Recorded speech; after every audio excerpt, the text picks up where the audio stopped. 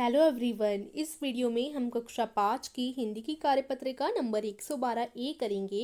दिनांक है इसकी 18 नवंबर 2021 और ये वर्कशीट आपके पाठ्य पुस्तक रिमझिम के पाठ स्वामी की दादी से ली गई है। तो चलिए शुरू करते हैं आज की वर्कशीट को। अगर आपने हमारे चैनल को अभी तक सब्सक्राइब नहीं किया तो ज़रूर कर दीजिएगा। तो चलिए स्टार्ट करते हैं। देखिए, स्वामी की दादी आपका पार्ट है। इसकी लिंक एनिमेटेड वीडियो की लिंक मैं आपको डिस्क्रिप्शन में दे दूंगी। इस पार्ट को पढ़ना आपके लिए बहुत ज़रूरी है, जिससे आपको वर्कशीट करने में आसानी रहे। तो पार्ट का एनिमेटेड वीडियो देखने के लिए डिस्क्रिप्शन में मैंने एक लिंक दे दी है। उस लिंक पर जाकर आपको जो है स्वामी की दादी वाली एनिमेटेड वीडियो आप वहाँ लिंक पर क्लिक कर कर देख सकते हैं। ठीक है, डिस्क्रिप्शन में इस चैप्टर की लिंक है, जाकर ज़रूर देख लीजिएगा। तो चलिए अब वर्कशीट कंटिन्यू करते हैं। प्यारे बच्चों, आप सभी ने पाठ स्वामी की दादी पढ़ा, जिसमें स्वामी अपनी दादी को अपने दोस्त राजम की कहानी सुनाता है। पढ़ा होगा ना आपने? तो आइए पाठ में से आई इन पंक्तियों को बोलकर पढ़ते हैं। पाठ में से कुछ पंक्तियां दी गई हैं, इनको हमें पढ़ना है। देखो, दादी, जब राजम छोटा सा लड़का था तो उसने शेर मारा था। सच? बड़ा बहादुर लड़का है। तुम यह बात मुझे खुश करने के लिए कह रही हो? तुम्हें यकीन नहीं हुआ होगा। स्वामीनाथन ने बड़े उत्साह से कहानी शुरू की। राजम के पिता एक जंगल में डेरा डाले हुए थे। राजम उनके साथ था। ठीक है, तो ये मैंने पढ़ा, जो पंक्तियां दी गई हैं। अब देखो बच्चों, जब आपने इन पंक्तियों को पढ़ा तो आपने महसूस किया होगा कि पढ़ते हुए कहीं पर आप थोड़े रुके, कहीं ज्यादा, और कहीं कहीं तो आप बिना रुके पढ़ते चले गए। है ना? हमने यहाँ पर जब रुके थे, यहाँ पर रुके थे, जब राजम छोटा सा लड़का था तो उसने शेर मारा था। फिर थोड़ी देर बाद हमने अगली लाइन पढ़ी, तो कहीं पर हम थोड़े रुके, कहीं पर ज्यादा, और कहीं पर बिना रुके ही पढ़ते चले गए। ऐसा क्यों हुआ? आए कुछ विराम चिन्हों के कारण हुआ। कुछ विराम चिन्ह इधर आए, जैसे ये वाला, ये वाला और ये वाला। इनके कारण हम कहीं रुके, कहीं नहीं रुके, है ना? तो विराम का अर्थ क्या होता है? रुकना या ठहराव। लिखते समय विराम अथवा भावों का बोध करवाने के लिए विराम चिन्हों का प्रयोग किया जाता है। आइए कुछ विराम चिन्हों के बारे में पढ़ते हैं। तो अब हम विराम चिन्हों के बारे में पढ़ेंगे। कौन कौन से होते हैं? देखिए यहाँ पर ये देखो प्रश्नवाचक चिन्ह है, ये अल्प विराम, और ये विस्मयदी बोधक, और ये है पूर्ण विराम। तो ये कुछ हमारे होते हैं विराम चिन्ह। ठीक है, इनको हम पढ़ेंगे। सबसे पहला है पूर्ण विराम चिन्ह। पूर्ण विराम चिन्ह देखो ये होता है जो कि देखो वाक्य के अंत में लगता है। यहाँ पर भी लगा था, यहाँ पर भी लगा था, है ना? इसको हम क्या बोलते हैं? देखो आपको याद करने पड़ेंगे ये। इसको हम बोलते हैं पूर्ण विराम चिन्ह। ओके, इसका प्रयोग वाक्य पूरा होने पर वाक्य के अंत में किया जाता है।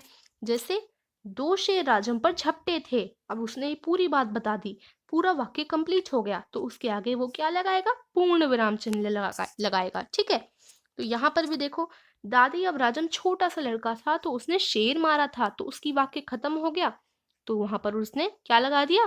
पूर्ण विराम चिन्ह लगा दिया। अब दादी बोलती है, सच, बड़ा बहादुर लड़का है। तो अब दादी का भी कहना खत्म हो गया, दादी ने कह दिया, तो यहाँ पर पूर्ण विराम लग गया। ओके, तो ये पूर्ण विराम चिन्ह का होता है। जब भी इसका प्रयोग कब होता है? जब भी वाक्य पूरा हो जाता है, तो वाक्य के अंत में होता है। ओके, कभी भी ये वाक्य के बीच में नहीं लग सकता कि आप चाहें तो दो शेर के आगे ये लगा दे, ऐसा कभी नहीं होगा। ठीक है, हमेशा ये वाक्य के अंत में लगेगा। क्लियर है? अब देखो प्रश्नवाचक चिन्ह क्या होता है? प्रश्नवाचक यानी क्वेश्चन मार्क, है ना? क्वेश्चन मार्क हो गया है आपका प्रश्नवाचक। देखो ये रहा। इसका प्रयोग प्रश्न पूछते या लिखते समय वाक्य के अंत में किया जाता है। अब मान लो कोई वाक्य बोल रहा है, उसे गणित में कितने नंबर मिलते हैं, जैसे ये है, तो वो पूछ रहा है कितने नंबर मिलते हैं, उसे पता नहीं है, अभी वो पूछ रहा है कि कितने मिलते हैं भाई। तो उसके आगे हम क्या लगा देंगे? हम लगा देंगे प्रश्नवाचक चिन्ह, क्योंकि अभी इस वाक्य में पूछा जा रहा है। तो पूछना जहां पर भी आता है, किसी भी वाक्य में अगर पूछा कुछ जाता है, तो उसके अंत में हम प्रश्नवाचक लगाते हैं। क्लियर है? जैसे अब मैं पूछूं ये कितने रुपए का है, अब आप बाजार में जाते हैं, किसी से पूछते हैं ना, दुकानदार से पूछते हैं कितने रुपए का है ये, है ना? तो क्या होता है, उसके अंत में अगर आप उस सेंटेंस को लिखें, ये कितने रुपए का है, तो उसमें आप पूछ रहे हैं कितने रुपए का है, तो उसके अंत में क्या आएगा? हमारा प्रश्नवाचक चिन्ह आएगा। फिर पढ़ते हैं, प्रश्न पूछते या लिखते समय वाक्य के अंत में किया जाता है। ठीक है, प्रश्नवाचक चिन्ह का प्रयोग। क्लियर है? अब देखो हम अल्प विराम पढ़ते हैं। अल्प विराम क्या होता है? इस तरीके से होता है ये। क्या प्रयोग है इसका? अल्प विराम का प्रयोग वाक्य में कुछ देर रुकने के लिए किया जाता है। इसमें पूर्ण विराम से कम विराम दिया जाता है। अब देखो ये जो पूर्ण विराम था इसमें तो हम पूरा ही रुक जाते थे। तो जहाँ-जहाँ भी हम पूर्ण विराम लगाते हैं तो वाक्य का अंत हो जाता है, तो हम पूर्ण विराम लगाते हैं, हमने पढ़ा। तो इसमें हम काफ़ी देर के लिए रुक जाते हैं। लेकिन जहाँ पर अल्प विराम लगता है वहाँ पर हम पूर्ण विराम से थोड़ी कम देर के लिए रुकते हैं। अब देखिए, समझिए इसको। उदाहरण के लिए बक्से में इलायची, लौंग और सुपारी पड़े रहते हैं। बक्से में इलायची, थोड़ा रुकिए, फिर बोलिए लौंग और सुपारी पड़े रहते हैं। बक्से में इलायची, लौंग और सुपारी पड़े रहते हैं। ठीक है, तो यहाँ पर देखो, यहाँ पर क्या प्रयोग हुआ? अल्प विराम चिन्ह। जहां पर भी अल्प विराम चिन्ह प्रयोग हुआ तो समझ लीजिए आपको थोड़ी देर के लिए रुकना है, ज्यादा देर के लिए नहीं रुकना। Okay, clear? अब विस्मय बोधक चिन्ह पढ़ेंगे। विस्मय बोधक चिन्ह इस तरीके से होता है। इसका क्या प्रयोग है? देखिए, इसका प्रयोग दुख, आश्चर्य, खुशी, घृणा आदि भावों को प्रकट करने के लिए किया जाता है। जैसे किसी वाक्य में आप पढ़ें, आप कुछ भाव प्रकट करें, जैसे दुख भाव प्रकट करें, आश्चर्य का भाव प्रकट करें, खुशी का, घृणा का, ऐसे जब आप भाव प्रकट करें तो उसमें हो जाता है हमारा विस्मय बोधक चिन्ह। अब देखेंगे, उदाहरण के लिए, ओह दादी, तुम नहीं जानती राजम कितनी ऊंची चीज है। ओह दादी, ओह, यहाँ पर एक हमारी फीलिंग प्रकट हुई, ओह, है ना? तो उसमें क्या लगेगा? हमारा विस्मय बोधक चिन्ह लगेगा। ठीक है, अब जैसे हम करें वाह, तो हमारा अंदर से खुशी का भाव आया, वाह। अगर हम करें ओह, जैसे कि मतलब ऐसे कुछ शब्द होते हैं ना, समझ आ जाता है उसमें कि हम कुछ प्रकट कर रहे हैं भाव। ठीक है, तो ऐसे शब्दों में विस्मय बोधक। अभी हम क्वेश्चन करेंगे तो आपको और अच्छी तरीके से समझ आएगा। एक बार हम रिवीजन कर लेते हैं। पूर्ण विराम क्या होता है? इसका प्रयोग वाक्य पूरे होने पर वाक्य के अंत में किया जाता है। अल्प विराम क्या होता है? अल्प विराम का प्रयोग वाक्य में कुछ देर रुकने के लिए किया जाता है। इसमें पूर्ण विराम से कम विराम दिया जाता है। और प्रश्नवाचक क्या होता है? इसका प्रयोग प्रश्न पूछते या लिखते समय वाक्य के अंत में किया जाता है। और विस्मयदिबोधक का प्रयोग दुख, आश्चर्य, खुशी, घृणा आदि भावों को प्रकट करने के लिए किया जाता है। इजी है ना? चलिए अब हम क्वेश्चन करेंगे, उससे और अच्छी तरीके से आपको समझ आएगा। स्वामीनाथन को समझ नहीं आ रहा है कि नीचे लिखी वाक्यों में कहाँ पर कौन सा विराम चिन्ह लगाएं। क्या आप सही जगह पर उपयुक्त विराम चिन्ह लगाने में उसकी मदद करेंगे? विराम चिन्ह लगाने के बाद इन पंक्तियों के उचित हाव भाव के साथ बोलकर पढ़िए। तो देखो क्या है, बस काफी है दादी। यहाँ पर हमें ना, जहाँ जहाँ ये खाली स्थान दिया गया है वहां पर हमें विराम चिन्ह लगाने हैं, क्योंकि स्वामीनाथन को समझ नहीं आ रहा तो हम उसकी मदद करेंगे। जैसे देखो, बस काफी है दादी, उसने रूख स्वर में कहा।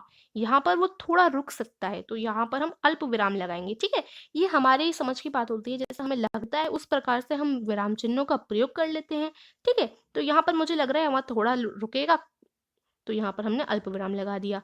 मैं तुम्हें राजम के बारे में कुछ और बताना चाहता हूँ। तो यहाँ पर स्वामी ने पूरी बात कह दी, यहाँ पर पूर्ण विराम लग जाएगा हमारा। ठीक है, जानती हो, जानती हो के बाद देखो यहाँ पर हमने अल्प विराम लगाया, क्योंकि यहाँ पर वो थोड़ी देर ठहरेगा, अभी पूरा वाक्य खत्म नहीं हुआ ना।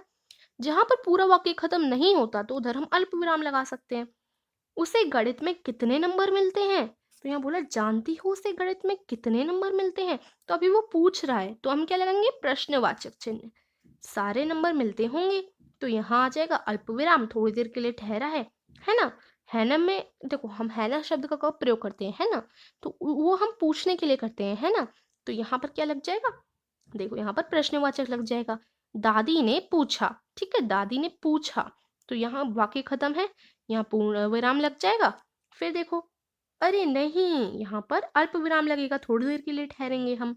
उसे 100 में से 90 मिलते हैं, तो यहाँ पर पूरा वाक्य हो गया, तो यहाँ पर हम पूर्ण विराम लगा देंगे। ओके, ये अगर आपको जैसा लगता है कि यहाँ पर थोड़ी देर रुका होगा तो वहां पर आप अल्प विराम लगा सकते हैं। जहां पर आपको लगता है यहाँ पूछा गया है वाक्य में तो आप प्रश्नवाचक चिन्ह लगा सकते हैं। और जहां पर आपको लगता है वाक्य खत्म हो गया तो वहां पर आप क्या लगा सकते हैं? पूर्ण विराम। तो देखो, अब यहाँ बोला है कि हाव भाव के साथ बोलकर भी पढ़ना है, तो हम पढ़ लेते हैं। बस काफी है दादी, उसने रूख स्वर में कहा। मैं तुम्हें राजम के बारे में कुछ बताना चाहता हूँ। जानती हो उसे गणित में कितने नंबर मिलते हैं?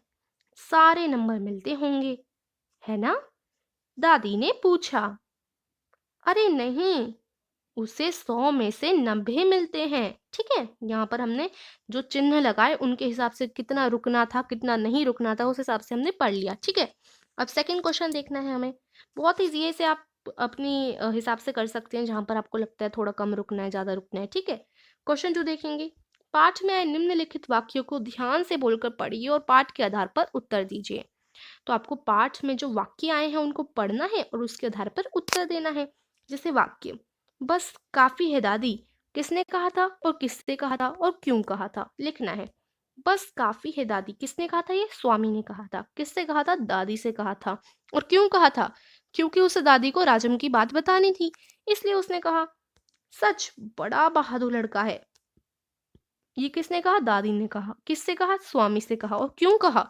क्योंकि उन्हें स्वामी को खुश करना था। ओके, कर लिया हमने क्वेश्चन 2। तो ये आज की वर्कशीट भी हो गई हमारी। नोट है, विराम चिन्हों की और अधिक अभ्यास के लिए अपनी अभ्यास पुस्तिका में से प्रश्न संख्या 110 के प्रश्न संख्या 4 को कीजिए। तो देखो यहाँ पर क्या है, आपको विराम चिन्हों का अगर और प्रैक्टिस करनी है तो आपको जो रिमझिम की अभ्यास पुस्तिका मिली है ना हिंदी वाली, उसका पेज नंबर 110 खोलिए और 110 पेज नंबर का क्वेश्चन नंबर 4 कीजिए। ओके, तो ये आज की वर्कशीट है। होप समझ आई होगी। एनीथिंग या कुछ भी समझ नहीं आया तो आप लोग कमेंट में पूछ सकते हैं। प्लीज़ लाइक कीजिए वीडियो को, सभी फ्रेंड के साथ शेयर कीजिए जिससे वो भी जल्दी से जल्दी वर्कशीट को कर सकें और अच्छी तरीके से समझ सकें। Okay, thank you for watching.